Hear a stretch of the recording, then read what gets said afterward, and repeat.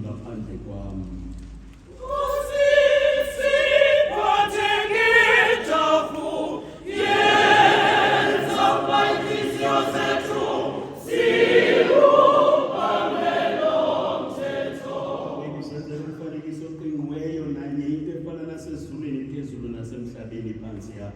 Nasemanzini phansi komhlaba akuyikuthoba phambi kwazo akuyikuzikhonza kanjalo ukuba mna Yehova uThixo wakho ndikuThixo neqhele ndiyohlwayela inkohlakalo yoyise phezu kwabantwana phezu kwesesithathu naphezu kwesesine isizukulwana sabandithiyayo ndikwenzela ububele amawaka abandithandayo nabayigcinayo imiyalelo yam.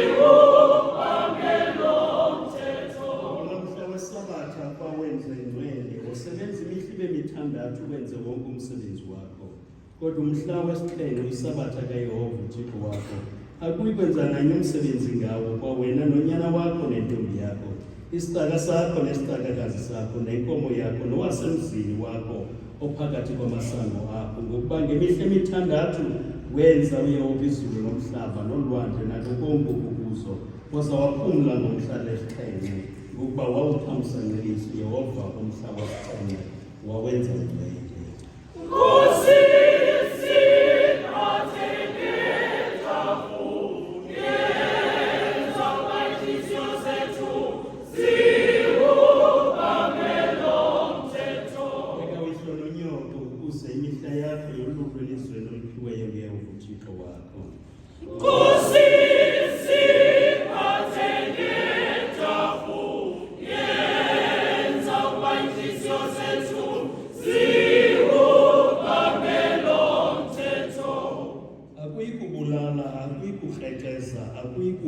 Akuyikunqina ukungqina okubuxoki ngaye ummelwane wakho.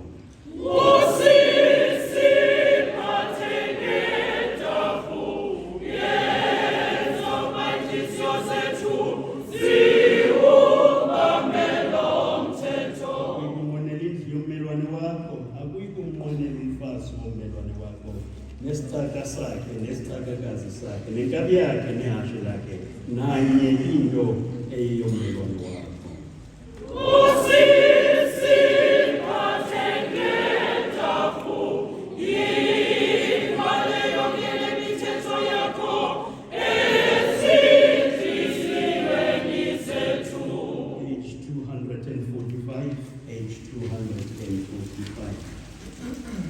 Page 245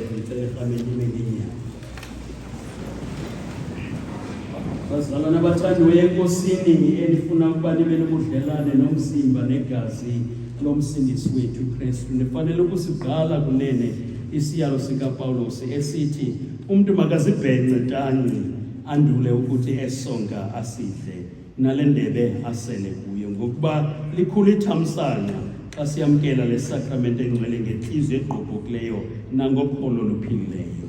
Ikwankulu ingozi xa siyamkela ngokungafanelekileyo. Zigwebeni ngoko bazalwane ukuze ningagwetywa inkosi nize niguquke ngokwenyaniso ezizonweni zenu ebenizenza nibe nalo nokholo luqinileyo kuKristu umkhululi wethu. Lungisani inhlalo yenu nibathande bonke abantu ukuze nikufanele ukwabelwa ezimfihlakalo zingcwele. Kanjalo nifanele ukubulela ngenhliziyo elulamileyo kuThixo uyise unyana nomoya oyingcwele ngokuba thina boni abalusizi sasihlele bumnyameni nasekufeni wazi uKristu lowo onguThixo kwanomntu wazithoba phansi kobunzima nokufa komnqamlezo walikhulula ke ngokulizwe wasiphakamisa wasenza abantwana bakaThixo nendlalifa zobomi obungenaphakade samiselwe izifihlakalo zingcwele ukuze simane ukukhumbula uthando olukhulu lwenkosi yethu uYesu Kristu wasifelayo wasizuzisa amathamsanqa angenakubalwa ngokuphalaza igazi lakhe linqabileyo, silwazi ke ngoku uthando lwakhe, sikhumbule futhi ukufa kwakhe, sibone ukonwaba okukhulu ngokungena kuphela. Kusifanele ke ngoku ukuba simbulele noyise nomoya oyingcwele, sizame nokuzama ukumkhonza ngobungcwele benyaniso nangobulungisa yonke imihla yokudla kwethu ubomi. Thixo namandla onke, Yise wenkosi yethu Yesu Kristu, menzi wezinto zonke nomgwebi wabo bonke abantu, siyazivuma, siyazililela nokuzililela izono zethu ezininzi esizenzileyo ngokukhohlakeleyo amaxesha ngamaxesha, ngokucinga nangokuthetha nangemikhwa kubo bungangamsha bobuthixo bakho. Sizivusela ingqondo yakho nomsindo wakho ofaneleyo, siyaguquka ngokwenene, sinosizi lwentliziyo ngazo ezi zigqitho zethu. Kubuhlungu sakuzikhumbula, ubunzima bazo asinakubuthwala, siphathe ngetapu bawo olufefe bungummangaliso. Sixolele konke okudluleyo ngenxa yonyana wakho inkosi yethu Yesu Kristu. Wenze okokuba simane ukukhonza, sikukholise ngentlalo entsha kaloku nje nangamaxesha onke, ukuze kudunyiswe kungcwaliswe igama lakho ngaye uYesu Kristu inkosi yethu. Amen, amen.